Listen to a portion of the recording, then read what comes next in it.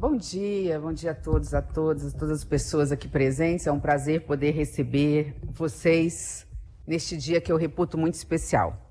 Especial por esta mesa, isso que não é comum, só mulheres numa mesa de autoridades. Então, nossas parceiras Ana Carol, Cida e Luciana, porque aqui também não tem hierarquia de primeiro-ministra, depois representante da ONU, o presidente do IPEA, a Aniele também que saiu, em nome delas, e gostaria também em nome das minhas secretárias, a Virgínia e a Renata, e a minha chefe de gabinete também está aqui, que é uma mulher, a Marília, comentar todas as mulheres que se fazem aqui presentes. Me permitam, em nome do Morgan, que é este grande parceiro, que é o representante do BID, aqui, nosso parceiro do PPA Participativo, comentar também todos os homens desse recinto. E eu começo com isso, né? Qual foi a contribuição que o Ministério do Planejamento e Orçamento está podendo fazer pelo Brasil, né? Nesse lema do governo do presidente Lula de que ninguém, absolutamente ninguém, pode ficar para trás, né? Isso é imperativo, que não é imperativo político, é imperativo ético, porque é assim que tem que ser.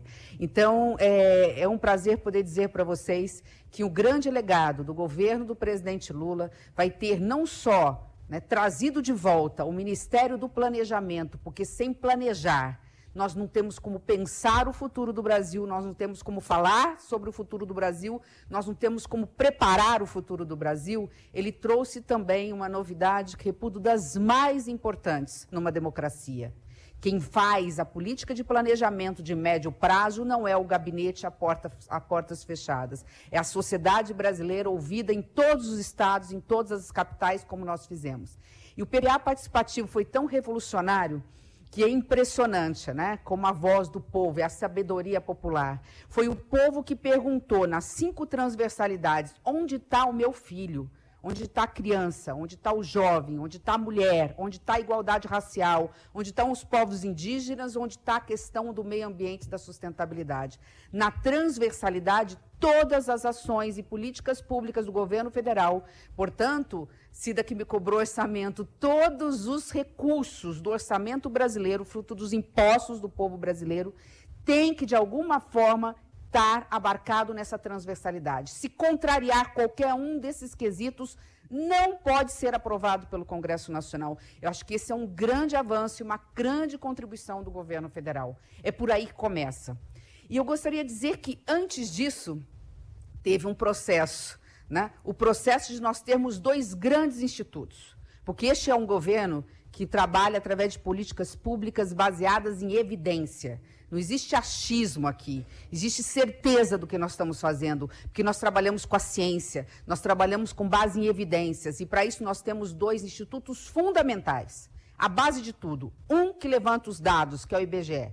Quem somos, quantos somos, como vivemos, o que queremos. Essa é a base. Eles têm várias pesquisas, a gente acha que é só o censo demográfico. Eu quero lembrar de uma pesquisa que a gente está fazendo, isso aqui para achar dinheiro para fazer agora, que é a POF, né? Que é a pesquisa do orçamento familiar. Como vivem as pessoas? Quais são os anseios das famílias? O que ela faz quando ela não tem dinheiro? Ela compra o que primeiro? Ela paga a luz? Ou ela come e paga a luz, depois ela junta dinheiro antes de comprar a geladeira, ou ela compra a prestação. Esse mapeamento, esses dados, são fundamentais para qualquer ministério, para qualquer política pública. E o segundo, não menos importante, quero dizer aqui, não quero sair daqui apanhando, né? Senão vou ter que alegar a Lei Maria da Penha também, né? Que é o IPEA, que não vive sem o IBGE, sem esses dados, mas quem mapeia, quem abre, quem esmiuça esses dados, quem traz luz a esses dados e quem efetivamente faz uma análise, né, do que a população brasileira quer, sonha, almeja e qual é o quadro da realidade brasileira, é o Instituto de Pesquisas e Economia Aplicada, que é o IPEA, que eu tenho orgulho danado de estar dentro do meu ministério e hoje chefiado por uma mulher da grandeza, da capacidade da Luciana. Dizer a vocês... muito bem-vindos e muito bem-vindas, servidores do IPEA. Quero dizer para vocês que nem tudo são flores, mas esse é o nosso papel, a nossa missão num país tão desigual. Eu falo para as minhas filhas sempre, eu só tenho 2, né? Lamentavelmente. Queria até ter tido uma terceira ou um terceiro, mas infelizmente a vida não me permite pelo tempo, né? Agora que não dá mais mesmo. Mas eu sempre falo para as minhas filhas, ninguém é feliz vendo a infelicidade alheia. Essa é a regra básica, é o único legado que eu posso dar para as minhas filhas. Mais nada. Eu falei, o resto, vocês vão ter o meu patrimônio ou não vão ter o meu patrimônio, esperem eu morrer. Mas aprendam isso, ninguém é feliz vendo a infelicidade alheia. E eu quero dizer que essa é a verdadeira essência de ser servidor público. Servidor público, ele serve as pessoas e de uma forma muito mais generosa. Porque enquanto nós estamos numa empresa privada sem nenhum demérito, né, servindo a uma meia dúzia, a um coletivo mais limitado, quando a gente fala do servidor público, nós servimos ao coletivo de uma forma muito maior. Nós servimos aos 200 milhões de brasileiros. E essa é a missão que vocês têm. Quer dizer, é através dos estudos de vocês é que nós vamos direcionar nossas políticas públicas. Portanto, se nós errarmos ou se acertarmos, nós vamos estar nos baseando nos fatos, nos estudos, nas opiniões, ainda que controvertidas, de cada um de vocês. E isso traz a este momento. Eu quero dizer para vocês que esse retrato, que já faz 20 anos, e aí eu quero me direcionar a todos que participaram e participam, né, Emília, aqui que começaram, que foram pioneiras no processo, da importância. Isso aqui não são meros dados, meras estatísticas ou meros papéis. Eu falo como senadora que fui por 8 anos, antes disso vice-governadora, deputada, prefeita. Eu quero dizer, foi colega do meu pai, é verdade. Eu quero dizer para vocês que esses dados, esses números fizeram história. Vocês fizeram história com esses dados. A Cida, que eu falei, Cida, você estava em 2004? 2004. A Cida fez história antes de virar ministra. Quando vocês vão aceitar que um homem tem o direito de espancar uma mulher simplesmente porque ela chegou atrasada ou porque ele não gosta da forma como ela se veste? Até quando vocês vão ouvir calados e presenciar calados a cena de violência, onde a maioria absoluta da violência doméstica no Brasil não é em cima de homens ou mulheres, em cima de crianças, bebês e adolescentes? Então, primeiro, trazer luz a essa triste estatística. Mas é mais do que isso. Vocês podem ter certeza que os grandes avanços da legislação no Congresso Nacional, eu não estou falando só da Lei Maria da Penha, da Lei de Cotas, eu estou falando de um modo geral. O grande avanço, até na área da educação, o grande avanço no Congresso Nacional legislativo se deve a retratos, a projetos de retratos como esse das desigualdades. Tudo aquilo que a iniciativa privada, que os institutos, que a ONU Mulheres, que os bancos de fomento e que a sociedade civil produz com base em ciência e evidência, isso cala fundo no Congresso Nacional. Quero que vocês entendam que isso aqui não é um mero evento, é um evento tão importante quanto uma inauguração que o presidente faz de uma grande rodovia, o grande ferrovia do Brasil. Então, essa evolução da lei da cotas, de outras leis, da atualização da lei da Maria da Penha, entre outras coisas, foi fruto do trabalho e de projetos como este. E, por fim, que eu acho que eu já falei demais, agora eu quero fazer uma provocação, né? Eu não seria eu se não fizesse provocação, como disse outro dia uma pessoa num evento público. Eu falei, bom, não é bem assim, agora eu vou ter que mudar o meu perfil, vou ter que começar a ser um pouquinho menos provocativa, mas eu quero fazer uma provocação aqui. Quando a gente fala da desigualdade racial e de gênero, a gente está falando da cara mais pobre do Brasil. Nós estamos tratando de duas realidades e eu gostaria de colocar mais um elemento. A cara mais pobre do Brasil é sempre de uma mulher. E sempre de uma mulher parda ou negra. E sempre de uma mulher parda ou negra do norte do Brasil. E depois do Nordeste. O Norte hoje ainda é mais pobre do que o Nordeste, mas do Norte e do Nordeste como um todo. Diante dessa triste realidade, nós temos que fazer um outro recorte. De não falarmos só de números. E não ficarmos só em cima desses 3 temas. Buscar a raiz do problema. E de colocar o dedo na ferida, eu quero colocar o dedo na ferida aqui com um número que muito me preocupa. E eu falo com toda tranquilidade, sei que vou apanhar nas redes sociais, ou na imprensa, ou na oposição. Não tenho o menor problema em falar isso, até porque eu sou professora, então eu posso falar da minha categoria, eu dei aula há 12 anos. É preciso repensar a educação, começando pelo financiamento. O problema da educação do Brasil não é só orçamentário. Eu tenho um número aqui, e aí é a raiz do problema, que enquanto nós não tivermos uma educação pública de qualidade, nós vamos continuar tendo mulheres de periferias, brancas ou negras, mas especialmente as pardas e negras, nós continuaremos tendo os nossos jovens negros sendo sempre discriminados, tendo desigualdade salarial e sempre sendo na pirâmide, né, a base da pirâmide, e nunca tendo a ascensão merecida. Eu quero fazer a provocação de que em menos de 3 anos, de 21 para 24, nós dobramos o valor do Fundeb no Brasil. Nós saímos de 23 bilhões de reais para 47,8 bilhões de reais. E ontem saiu a nota do IDEB. A nota não, né? Os indicadores do IDEB.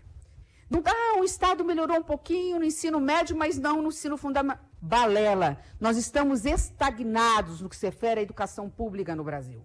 E aí, quando a gente pega esses valores, claro, tudo é comparativo, mas eu posso falar como ministra do Orçamento. Não é pouca coisa. É um valor muito alto. O que está acontecendo com esse dinheiro que não está chegando lá na ponta, na qualidade da educação? E aí eu termino fazendo verdadeiramente a provocação. A maior parte desse dinheiro do Fundeb tem que ser para professor. Mas o que é valorizar o professor? Não é só salário, é principalmente salário, mas é qualificar esse professor para ter o melhor ensino público da América Latina. O Brasil tem condições de chegar lá. Isso significa... Esther falou de concurso público, isso significa, quem sabe no Enem, dizer o seguinte, as melhores notas do Enem, os jovens que passarem acima de uma régua, de uma média, que quiserem fazer pedagogia, que quiserem ir para a sala de aula, nós vamos pagar esse aluno. Não vamos pagar só a faculdade, não. Não vamos pagar esse jovem para termos os melhores profissionais de pedagogia dentro de sala de aula. Porque aí sim a gente faz a verdadeira revolução. Então, essa provocação que eu queria, que daqui para frente, porque assim, não estou tirando, muito pelo contrário, a pauta da violência doméstica, essa está acima de qualquer coisa na gravidade, na escala de gravidade desse país. Mas essa, de alguma forma, pelo menos no discurso, a gente não vê nenhum homem falando contra. Lamentavelmente, é só no discurso. Né? Porque a gente sabe que, lamentavelmente, é uma parte dos homens, não todos, né? Deixar muito claro, mas é uma parte dos homens que espancam as mulheres.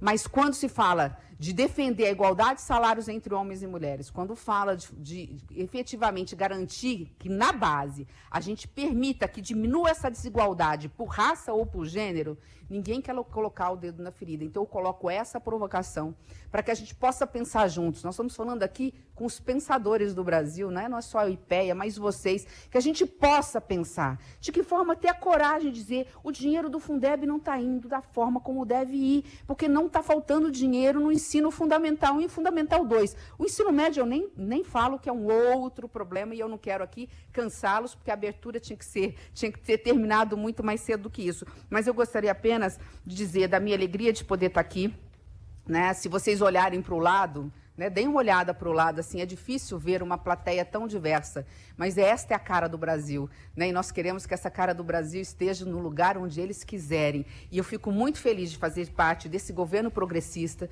né, do governo que me acolheu, e mais do que isso, quando eu fui apoiar o presidente Lula, eu brinco até hoje com ele, que fala assim, acho que foi a negociação mais simples que um sindicalista teve, porque eu já fui lá dizendo que ia apoiar de qualquer jeito, né? Eu falei assim, eu vim aqui para declarar que vou apoiar, só quero fazer 5 pedidos, né? Ele achou de certo, ele falou assim, lá vem, né? E 3 pedidos que eu coloquei, de alguma forma, estão relacionados a essa mesa.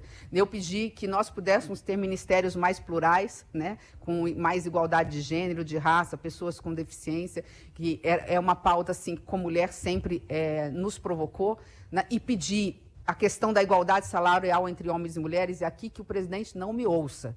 Ele assinou embaixo na hora, ele nem quis conversar, falou, está feito, está tudo certo. E ele realmente cumpriu com o projeto. Mas eu vou dizer o seguinte, quem aprovou o projeto não foi o presidente Lula. Se não fosse a Cida colocar debaixo do braço esse projeto, eu vi isso, eu não pude fazer o que ela fez. E ela foi lá de gabinete por gabinete pedindo.